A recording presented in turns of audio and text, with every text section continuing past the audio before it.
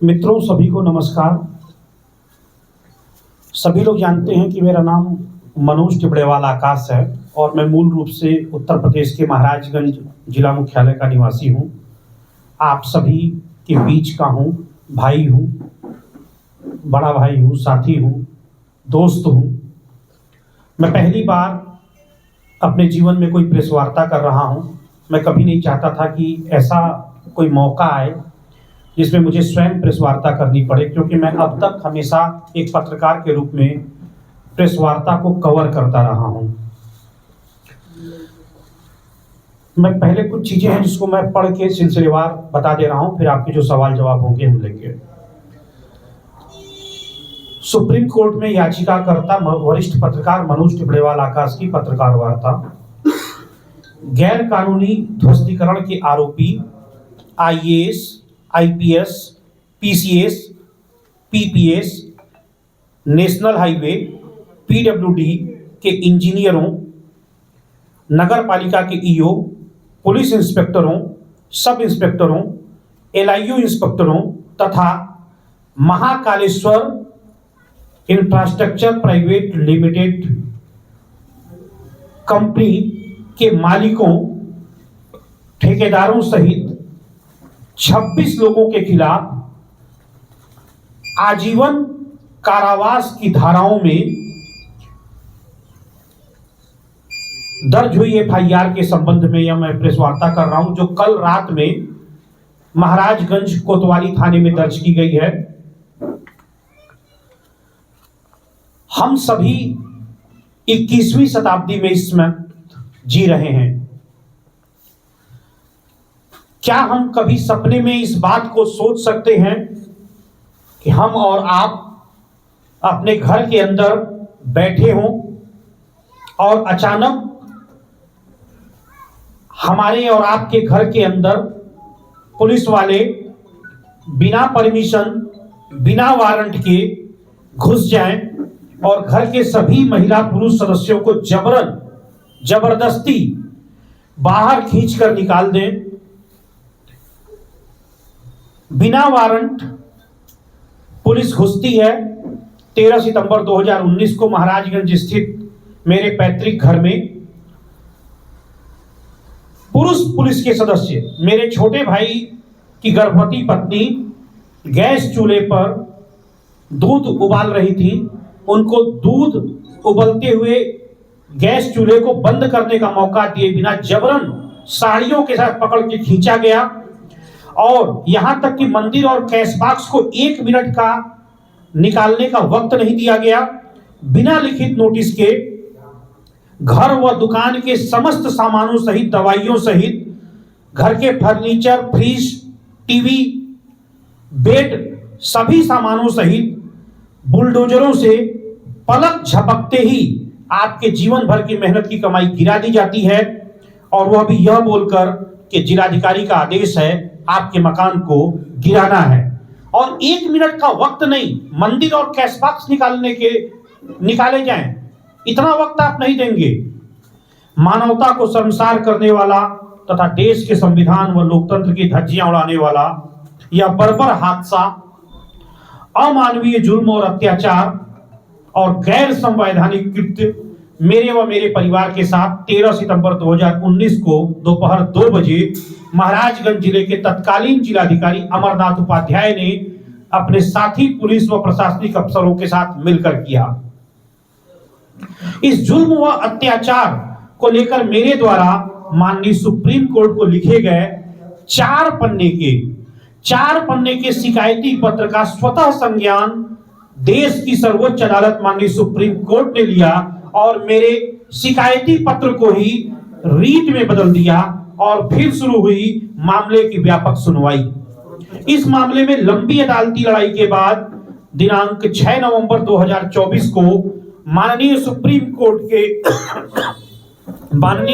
Court के मुख्य न्यायाधीश डॉक्टर DY चंद्रचूड़ के नेतृत्व वाली 3 सदस्यीय खंडपीठ ने एक ऐतिहासिक फैसला दिया। इसमें माननीय सुप्रीम कोर्ट ने मेरे पैतृक मकान को गैर विधिक तरीके से गिराने के लिए अफसरों को पूर्ण रूप से दोषी पाया और कहा कि मनोज टिबड़ेवाल आकाश का मकान पूरी तरह से जायज था। इसके बाद गैर कानूनी तरीके से पैतृक मकान को ध्वस्त कर दिया गया था, जो पूरी तरह असंवैधानिक कृत्य है। माननीय सुप्रीम कोर्ट ने इस मामले में बेहद सख्त आदेश देते हुए इस मामले में राज्य सरकार पर 25 लाख रुपए का दंडात्मक जुर्माना लगाया और इस 25 लाख रुपए को तत्काल याचिकाकर्ता यानी मुझे मनोज टिबड़ेवाल आकाश को देने का आदेश दिया। इसके साथ ही माननीय सुप्रीम कोर्ट ने मेरे पैतृक मकान व दुकानों के ध्वस्तीकरण का मुआवजा अलग से देने का आदेश दिया। माननीय सुप्रीम कोर्ट ने अपने आदेश में कहा कि गैर विधिक ध्वस्तीकरण के समस्त दोषियों के खिलाफ मेरी तहरीर पर उत्तर प्रदेश के मुख्य सचिव और उत्तर प्रदेश के DGP यानी कि पुलिस महानिदेशक तत्काल FIR पंजीकृत करें तथा सबसे महत्वपूर्ण बात यह है कि इस केस की विवेचना का आदेश माननीय सुप्रीम कोर्ट ने किसी जिला पुलिस को नहीं दिया बल्कि UP CBCID से कराने का आदेश दिया है। यहां मैं सबसे महत्वपूर्ण बात उल्लेखित करना चाहता हूं, यदि उत्तर प्रदेश की CBCID ने निष्पक्ष न्याय नहीं किया तो यह केस मैं CBI तक लेकर जाऊंगा और इस केस में जैसे इतिहास बने हैं अलग अलग, उसी तरह से इस मकान को गिराए जाने के ध्वस्तीकरण के मामले की जांच UP CBCID के बाद CBCID से मैं कराने का पूरा प्रयास करूंगा। 30 दिसंबर की रात यानी कल रात में महाराजगंज कोतवाली थाने में माननीय सुप्रीम कोर्ट के आदेशानुसार अपर मुख्य सचिव गृह और पुलिस महानिदेशक ने मुकदमा अपराध संख्या 629/2024 629/2024 धारा 147, 166, 167, 323, 504, 506, 427, 452, 342, 336, 355, 420, 467, 468, 471 और 120B के अंतर्गत FIR पंजीकृत कराई है। इन धाराओं में आजीवन कारावास की सजा का प्राविधान है। इस FIR में तत्कालीन IAS, IPS, PCS, PPS, national highway, PWD के इंजीनियरों, नगर पालिका के तत्कालीन अधिशासी अधिकारी, पुलिस इंस्पेक्टरों, सब इंस्पेक्टरों, इसके अलावा LIU महाराजगंज के 2 इंस्पेक्टरों तथा महाकालेश्वर इंफ्रास्ट्रक्चर प्राइवेट लिमिटेड के मालिकों के खिलाफ FIR पंजीकृत करने का नामजद जो आदेश दिया था वो FIR पंजीकृत हो चुकी है तथा साथ ही साथ कई अन्य अज्ञात लोग हैं जो दौरान विवेचना उनके नाम प्रकाश में आएंगे। अब इनका नाम मैं आपको बताना चाहता हूं, जिन लोगों के खिलाफ FIR हुई है उनके पद नाम के साथ कुल 26 लोग हैं, जिनमें तत्कालीन जिलाधिकारी और 2010 बैच के IAS अफसर अमरनाथ उपाध्याय, तत्कालीन अपर जिलाधिकारी कुंज बिहारी अग्रवाल, तत्कालीन कार्य अधीक्षक SOW अविनी राजमार्ग लोक निर्माण विभाग गोरखपुर मणिकांत अग्रवाल, अशोक कन्नौजिया लोक निर्माण लखनऊ, नेशनल हाईवे के RO दिग्विजय मिश्रा, नगर पालिका महाराजगंज के तत्कालीन अधिशासी अधिकारी राजेश जायसवाल, नेशनल हाईवे के स्थानिक अभियंता RK सिंह, नेशनल हाईवे के स्थानिक अभियंता देवानंद यादव, महाराजगंज के तत्कालीन अपर पुलिस अधीक्षक आशुतोष शुक्ला, महाराजगंज के तत्कालीन LIU इंस्पेक्टर राजन श्रीवास्तव, वर्तमान में महाराजगंज में कार्यरत LIU इंस्पेक्टर संतोष सिंह, तत्कालीन शहर कोतवाल सर्वेश कुमार सिंह, तत्कालीन पुलिस इंस्पेक्टर निर्भय कुमार सिंह, तत्कालीन sub inspector SK Singh Raghuvanshi, तत्कालीन नगर चौकी इंचार्ज नीरज राय, तत्कालीन सब इंस्पेक्टर अविनाश त्रिपाठी, तत्कालीन सब इंस्पेक्टर जयशंकर मिश्र, तत्कालीन सब इंस्पेक्टर रणविजय, तत्कालीन सब इंस्पेक्टर कंचन राय, तत्कालीन सब इंस्पेक्टर मनीषा सिंह और महाकालेश्वर इंफ्राटेक प्राइवेट लिमिटेड के डायरेक्टर, मालिक, ठेकेदार अनुज सिंह और सुनील द्विवेदी। इसके अलावा महाकालेश्वर इंफ्राटेक प्राइवेट लिमिटेड के प्रोजेक्ट मैनेजर एचएन पाल, उनके कर्मचारी संतोष, टीम लीडर यानी कि अथॉरिटी इंजीनियर एसके वर्मा, अधिकृत अभियंता राकेश कुमार, ये 26 लोग नामजद हैं और इनके अलावा कई अन्य अज्ञात हैं जो दौरान विवेचना जिनका नाम प्रकाश में आएगा वो भी आरोपी बनेंगे और उनको सजा मिलेगी। मैं दोहराना चाहता हूं यहां पर, उत्तर प्रदेश सीबीसीआईडी से जांच का आदेश दिया गया है, लेकिन एक पीड़ित के तौर पर यदि यूपी सीबीसीआईडी उत्तर प्रदेश के किसी भी आईएएस आईपीएस के दबाव में आकर गलत विवेचना करती है तो मैं पुनः माननीय सुप्रीम कोर्ट के पास जाऊंगा और इसकी विवेचना सीबीआई को ट्रांसफर करवाऊंगा ताकि दूध का दूध और पानी का पानी हो। यहां पे मैं एक महत्वपूर्ण बात बताना चाहता हूं। सुप्रीम कोर्ट ने इस एफआईआर के अलावा कहा है कि समस्त दोषी अफसरों के खिलाफ कठोरतम विभागीय दंडात्मक कार्रवाई उत्तर प्रदेश के मुख्य सचिव 1 महीने के अंदर करें तथा 4 महीने के अंदर समस्त जांच पूरी कर अवगत कराएं।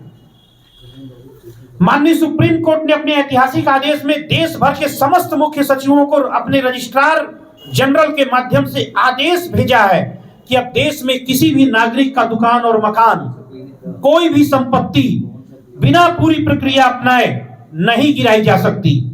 माननीय सुप्रीम कोर्ट ने कहा किसी भी नागरिक के लिए अंतिम सुरक्षा उसका घर ही होता है। बिना 15 दिन की लिखित नोटिस दिए नोटिस को मकान पर चस्पा कराए, वीडियोग्राफी कराए, मकान के अभिलेखी दस्तावेजों का सत्यापन कराए तथा इसके बाद सुनवाई का पूर्ण अवसर देने के बाद ही पूरे देश में किसी के मकान को गिराए जाने की प्रक्रिया प्रारंभ की जा सकती है। और यदि इसमें किसी भी अफसर ने कोई भी त्रुटि की तो संपत्ति ध्वस्तीकरण के जिम्मेदार अधिकारियों के जेब से इसकी क्षतिपूर्ति और मुआवजा वसूला जाएगा।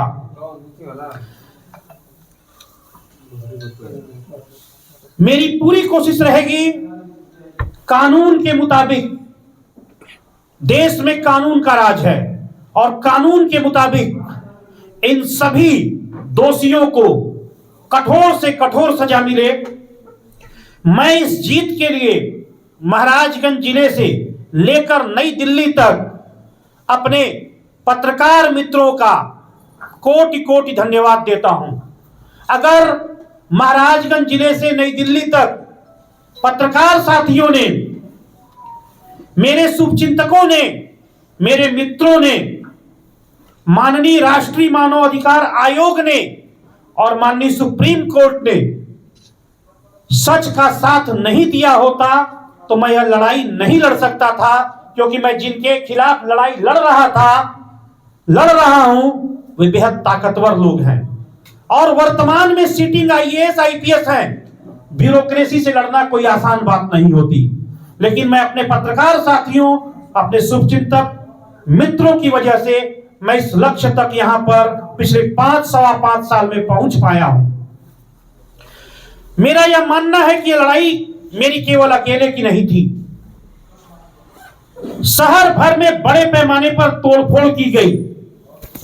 मैंने कोई बताने को तैयार नहीं कि क्या आंकड़ा है। मजबूर होकर मैंने भारत की संसद में यह सवाल उठवाया कि आखिरकार महाराजगंज में क्या तोड़फोड़ हुई है, कितने लोगों की हुई है NH 730 के निर्माण पर, क्या इसका कोई आंकड़ा है। तब जाकर सरकार का जवाब आता है।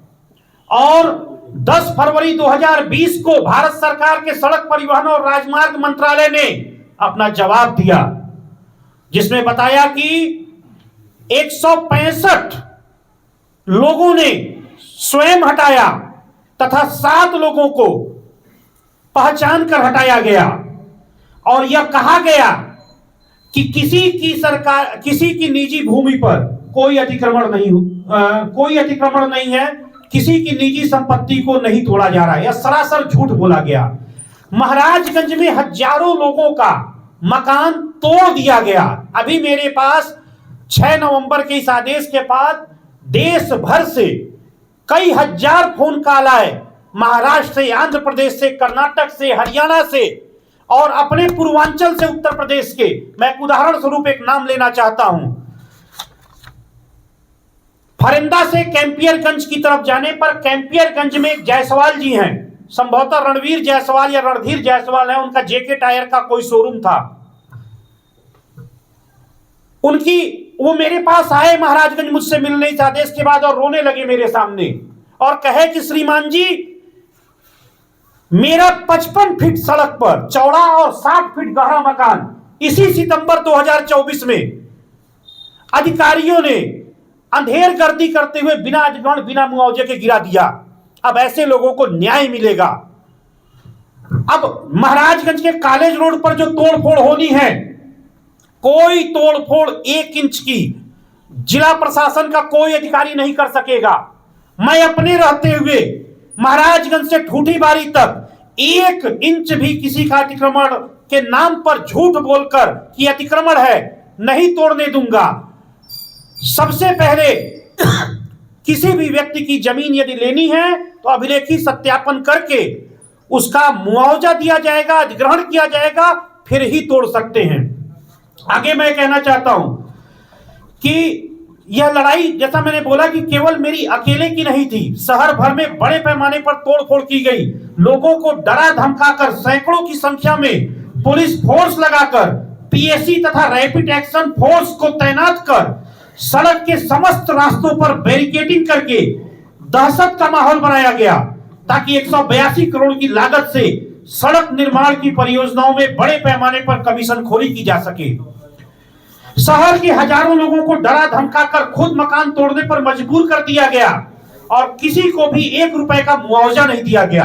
आखिर क्यों? मैंने अपना मकान प्रशासन से आतंकित होकर नहीं तोड़ा तो जबरन बुलडोजरों से ध्वस्त करा दिया गया। जिन सैकड़ों लोगों के मकान आतंकित कर स्वयं तोड़ने पर मजबूर किया गया, उनमें से कई लोगों की मौत सदमे व हार्ट अटैक की वजह से हो गई। इन मौतों का जिम्मेदार कौन है? ये बड़ा सवाल है। शहर के मुख्य कस्बे के बाजार को समाप्त कर दिया गया। क्यों? सबसे बड़ा सवाल यह है कि महाविकास योजना में स्वीकृत जनपद मुख्यालय के बाईपास को बनाने की बजाय शहर के बीचों बीच से हाईवे क्यों निकाला गया? इंडियन रोड कांग्रेस की गाइडलाइंस है। सड़क निर्माण एवं परिवहन मंत्रालय के अधीन आने वाली संस्था इंडियन रोड कांग्रेस की गाइडलाइंस है कि किसी भी कस्बे के बीच से हाईवे नहीं निकाला जा सकता। फिर भी किसने और क्यों एक बड़ा षड्यंत्र सिर्फ कमीशन खोरी के लिए रचा और शहर के बीचों बीच से हाईवे निकाल दिया गया जबरदस्ती।